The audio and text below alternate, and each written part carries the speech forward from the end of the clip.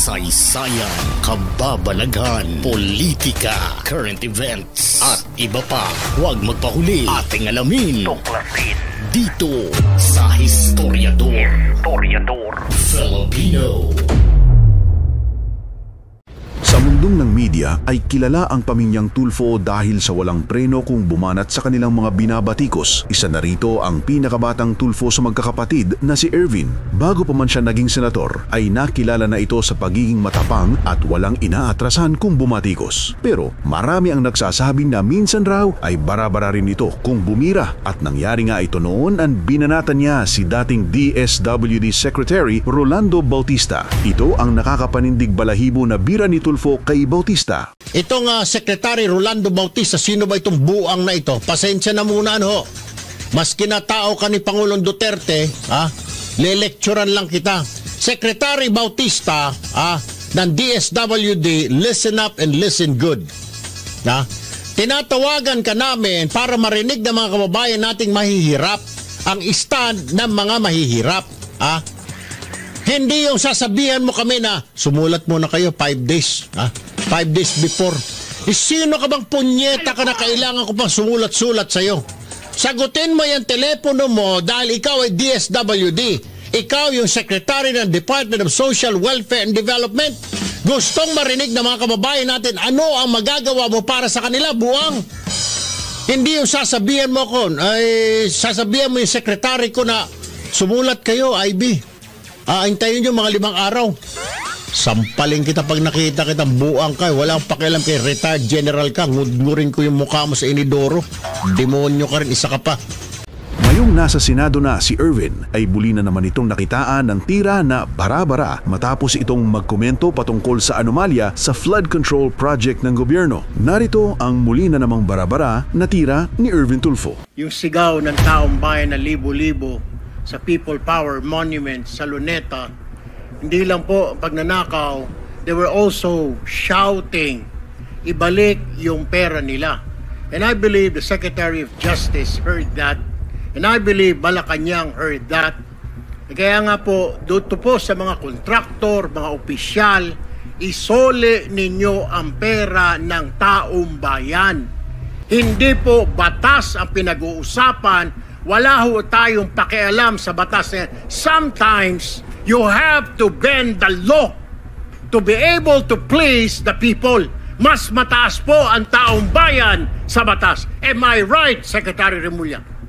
Ang pahayag ni Tulfo ay nagdulot ng malawakang diskusyon at hatiang opinyon sa social media. Maraming netizen ang nagsabi na hindi dapat hilutin ang batas dahil ito ay nagbubukas ng posibilidad ng abuso at labagin ng prinsipyo ng pantay na batas. May nagsabi na ang paggamit ng terminong bend the law ay mahina at nakalilito lalo na kung ikaw ay mambabatas. May ilan ding sumang-ayon sa kanyang punto para sa mga malabong kaso o para sa mabilis na hustisya. Maraming kailangan ng espesyal na hakbang. Ilan ang nagsabi na kaya niya sinabi iyon dahil mapakataas ng halaga ng pera na kinangakal at ang hinaing ng tao ay maibalik ito agad. Sa huli ay nilinaw niya na hindi raw ibig sabihin na baliwalain ng batas, kundi baka may mga pagkakataong ang exception ay dapat na isaalang-alang. Because your statement was lauded on social media.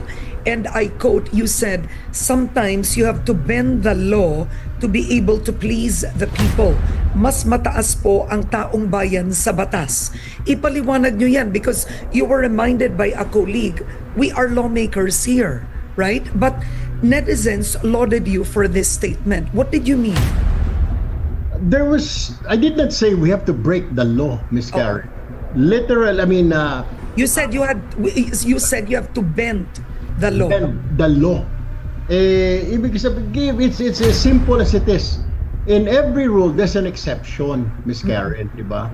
That's bending the law. And then bending the law, I was addressing that to law enforcement authorities, to even officials of the court of law.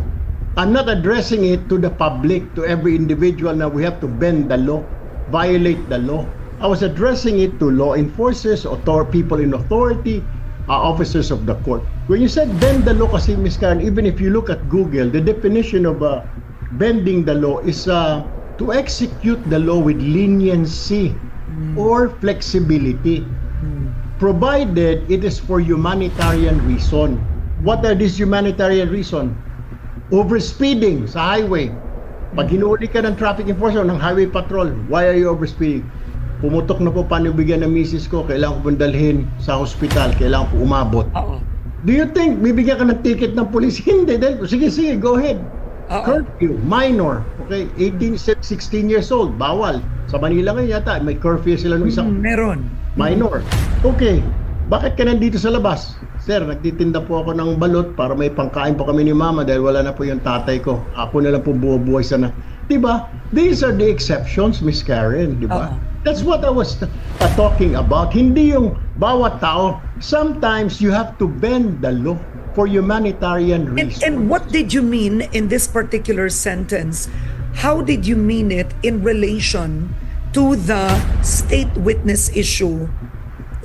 Because you meant it there. Dun mo Kasi they were saying due process eh. I heard they were saying na let's follow due process. Okay? Kaya nga sabi ko, saan tabi muna natin kasi due process, when you say due process, we have to follow the law, di ba? Okay. Paano yung due process na yun na we have to follow the law? Nagnakaw nga eh. Number 1, may sigaw yung taong bayan, ibalik mo yan. Number 2, napakasarap naman ng buhay mo, poproteksyonan ka pa ng pera ng taong bayan, inakaw mo na nga yung pera, binigyan ka pa ng security. Yun ang punto ko doon. We have to set aside that law and then siguro kailangan mo nang isoli yan. Hindi ko naman sabihin, we bend the law, pumatay tayo, magnakaw tayo. I mean, that's not correct, Ms. Karen, yung interpretation. Bend the law, meaning to say, is you execute the law with leniency, with flexibility if you're a law enforcer, if you are officer of the court of law. Di ba? Sa korte din, Ms. Karen, pag kinasuhan ka, nakapatay ka, sasabihin ng kalaban, hindi, murder yan. Yung judge will decide kung murder ba talaga. Tatanungin, titignan ng judge. Kung you were just protecting yourself, self-defense, napatay mo yung tao, is that murder? Of course not, Ms. Karen, di ba? Matapos mong mapakinggan ang kanyang pahayag at ang kanyang pagkaklaro, ang tanong, pabor ka ba sa pahayag ni Tulfo? O para sa iyo, talaga bang bara minsan si Erwin Tulfo?